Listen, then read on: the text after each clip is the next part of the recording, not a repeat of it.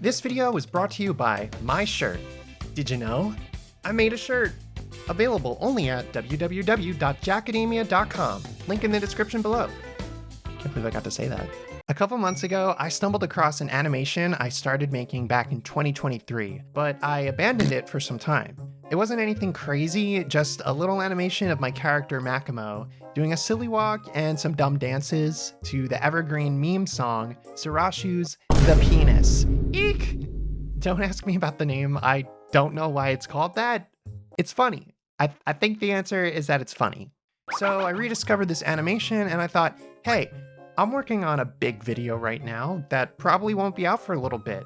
Let me just finish up this Eek project and post it as like a fun filler video. But that didn't happen. Trying to upload this video would set me on a collision course with YouTube's insane, bunk-ass, corporation coddling, suit suck-upping, not very pretty scam city copyright system. And it was a really stupid waste of time. So, allow me to share that experience with all of you so I can regain some of my sanity and hopefully get more people talking about how dumb this all is so it can change? Maybe? I spent 32 hours finishing the Nut Eek. When I upload videos, I usually leave them unlisted for like a day or two in case any copyright issues arise. And you clicked on this video, so you know they arose. And I'm no stranger to this. My other video, John Take Me With You, was claimed. So I didn't make any money from it, but I went into that animation fully aware that it probably would be claimed. So I was fine with that. A little sad I didn't see a cent from those 3 million views, but what are you gonna do? The Nut Eek, though, was a different story. This one was immediately copyright claimed, but instead of having monetization disabled like Garfield, it was marked for revenue sharing. Whatever money the video made from ads would be split between me and the copyright claimer. Like 50-50, 60-40, who knows? They don't tell you that. Whatever, I'm completely fine with splitting the revenue from a video that's just me animating over a song with the creator of said song. You know, provided that it is the creator I'd be splitting revenue with. Bro, I don't even want to do the awkward silence lead-up shtick. It wasn't the creator. Sarashu Penis Man wasn't the one claiming my video. And it wasn't Vagina Man either. I was being copyright claimed for using the song Silently by Getimi Robeto. Oh wait, I always suck at reading these. It might be Getimi Robeto by Silently? Silent T. There's no L there because I'm the one taking it under YouTube system. Apparently they're under WMG, Warner Music Group, which is one of the big boy record companies. But I severely doubt that since looking up Getimi Robeto Silently got me no comprehensible results on YouTube, Google, nor Spotify. Also, they spelled Silently wrong. I'm thinking that doesn't exactly scream real professional company. Wait, okay, I didn't find this before, but Getimi Robeto is apparently a TikTok sound, and it's literally just Eek sped up. Oh my god, is that original content? So Getimi Robeto, I'm gonna call them that, told YouTube that Eek sped up is their own song, that they own it, and that whoever else uses it in their videos, has to give them money. Get me money or I'm a Robeto you. And YouTube just said, yeah, okay, this all seems very legitimate. Clearly you are someone who knows how to run a respected business, Mr. Silent T. Let's work together and help you claim the song and any and all variations of it. Sped up even more, slowed down to be the original song, whatever. So at this point, I still don't know what exactly is going on here. Did Sarashu license his song out to someone else? Maybe Eek sampled Getimi Robeto? Does Sarashu know that his song is getting claimed at all?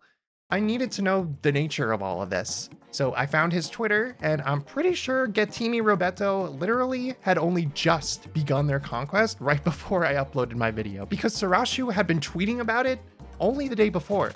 This was unfolding in real time before me. Like I had just walked in on an armed robbery and now I had a gun pointed at me too. Song motherfucker uploaded the penis eek to monetize it. That's my song, and it's free to use for all, but not for some bitch to siphon income off.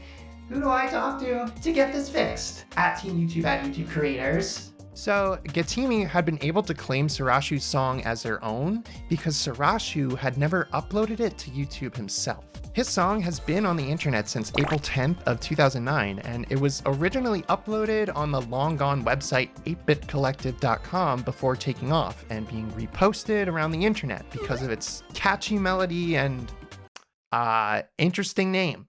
It's had its ups and downs in popularity over the years. It's been in YouTube poops, Siva Gunner rips, and more. I only first heard it last year because I really liked watching this fat little cat do their little dance. The point is, this song has been everywhere for 15 years. And because the creator is a genuinely chill guy, he didn't want to interfere with how his art had been spread around and really given a life of its own. But because of YouTube's policies, that left the door open for Getimi to go leech mode and get those creepy little suckers on everyone who had used this song in their own creative endeavors. It's so annoying too, because I very much see that song as being a part of the fabric of YouTube and not something I could monetize. But of course I should have just uploaded it for this situation. But I hate being capitalist brained like this. My policy with the penis eek, your penis policy, has always been to be really hands-off, and being like, this is my song, is so antithetical. I literally just want people to get joy out of it and not interfere with that. But this human dill pickle had to ruin it. Sarashu had sent out these tweets trying to get the attention of YouTube and their Twitter accounts. His initial post had gotten over 900 likes and YouTube just didn't respond. If you've ever followed any sort of YouTube issue online, then you probably know that getting in touch with YouTube is nearly impossible unless you get their attention on Twitter and make some kind of fuss. And who they choose to respond to feels like nonsense, considering I only got a fraction of the amount of engagement Sarashu got, but they actually responded to me, which was cool, I guess? But why ignore the owner of the song? I don't know, maybe I'm special. I'm very doubtful that the YouTube creators account is run by any actual people because they really weren't helpful in this situation at all. They told me YouTube doesn't get involved in copyright shenanigans, so there was nothing they could do. But I pressed them a bit more and they recommended that I file a dispute against the copyright holder through the creator studio so that they could then investigate further. Not really sure what there was to investigate because this all seemed pretty laid out for them. So trying to expose their broken system wasn't working. Instead, I had to work through it to get this false claim dropped. And yes, that method also sucks for the following reasons. YouTube gives all the power in these situations to whoever is claiming copyrighted content in your video. They don't have to prove anything in regards to whether or not they, actually own the copyright. If they upload a video with your content in it and register it before you can with YouTube, but that's basically all they have to do. And here's a fun thing about that. When you want to dispute a claim, you are disputing it directly with the person who claimed it.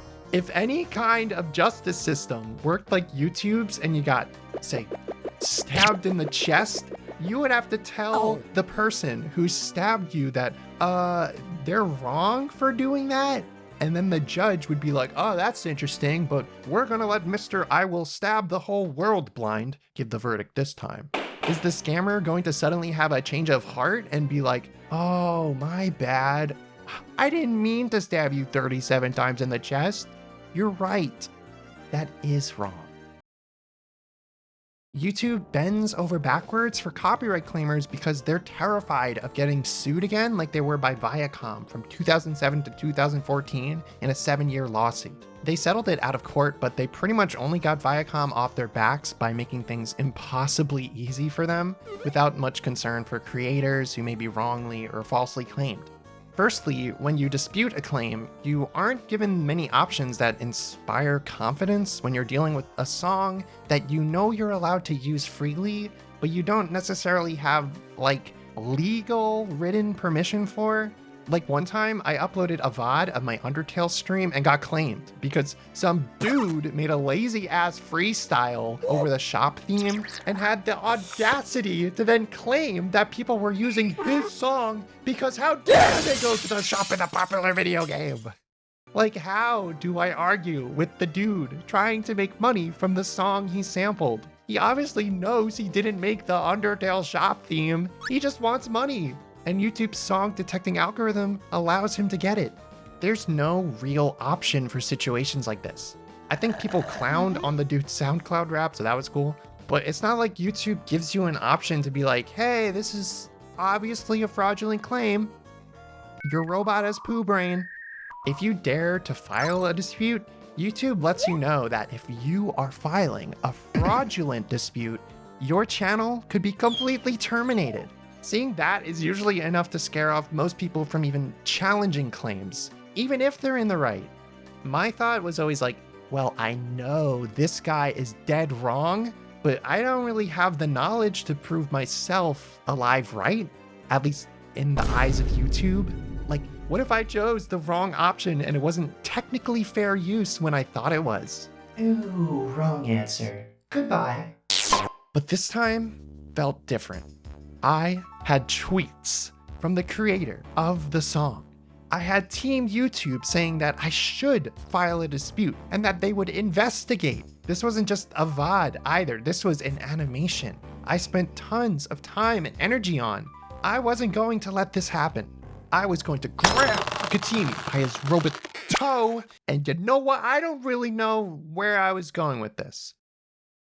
I filed the dispute, and then just had to wait. 30 days. YouTube gives copyright holders 30 days to respond to a dispute. When they respond, they can either release their claim or reinstate it. And from there, you either suck it up or you can then appeal their decision, restarting the process with one final plea before they either agree with you or just request that your video is taken down altogether. But Getimi didn't even get to that point. I honestly don't think they even looked at my dispute. All I could see was dispute under review and the amount of time left. So I just had to sit and wait for 30 days. If 30 days passed without a response, then I win. The claim would be dropped. So I worked on other things. I even decided to release the video early, exclusively for patrons. Thank you to those who supported me on Patreon. But every day I would check the status of the dispute to no surprise. Why is it 30 days? Why 30?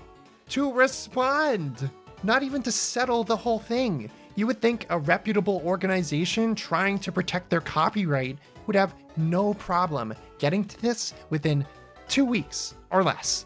It being a month of waiting made this whole ordeal agonizing. Way more than it would have been if it was just 14 days.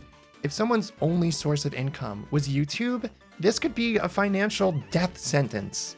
Thankfully, I have money from commissions and Patreon, but this still threw me for a loop. I can wait 2 weeks. 2 weeks feels way more reasonable for everyone involved. 30 days bad. Fix that, YouTube, please. Please. This whole situation was so draining that this is the only time I've felt genuinely apathetic towards publishing a video of mine. I just wanted this whole thing to be done. I kept dreading the possibility of getting to the final day, only for Getimi Robeto to then respond to the dispute like, no, and reject it, starting the whole entire process over again. I don't think I could take that. Sometimes being principled is agonizing, but if I don't recognize the value of my own work, then how can I expect anyone else to? I was going to hold my ground, even if it meant waiting a second month. And thank God I didn't have to. YouTube sent me this pretty piece of print on July 25th, 2024. My video was finally coming. The nut had been released. I could have worded that in any other way. Epilogue. The Nut Eek finally premiered on July 26th. People watched it, and they said it was pretty dope, which made me smile. Sarashu wound up being able to content ID the penis eek through his distributor and plans to donate any money he makes through it to Palestinian relief. He actually did this on July 8th, but as of the 29th, he's still looking into stopping Getimi from copyright claiming the sped up version. I'm overall just glad that I'm past this one instance of copyright fraud, but I can't say I won't be weary of it potentially happening again in the future. So the big lesson here is YouTube system is still the same, and it still sucks. Hashtag YouTube copy wrong, I guess. I'm gonna go eat some ice cream in the shower. I don't know.